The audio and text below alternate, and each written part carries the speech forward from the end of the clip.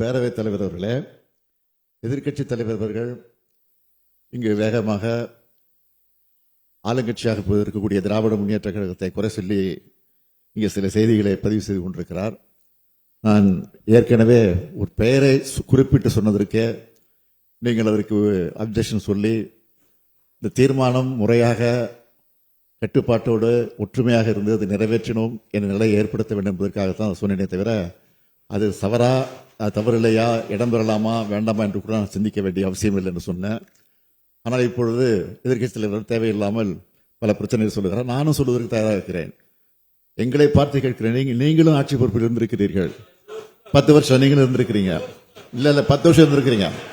அப்ப என்ன செஞ்சீங்க?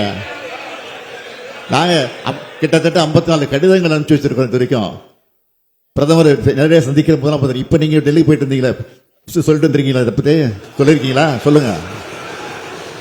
இதை கடிதம் நான் கேட்கிறேன், சொல்லுங்க. இதுக்கு பதில் சொல்லுங்க.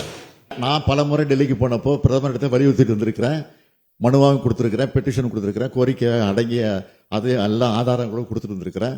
இதை விட வேற என்ன செய்ய முடியும்? 54 கடிதம் அனுப்பிச்சிருக்கிறேன். ஜெய்சங்கரை பார்க்கும்போது, வெளியுறவுத்துறை அமைச்சர் பார்க்கும்போது இந்த பிரச்சனை சொல்லிட்டு வந்திருக்கிறோம்.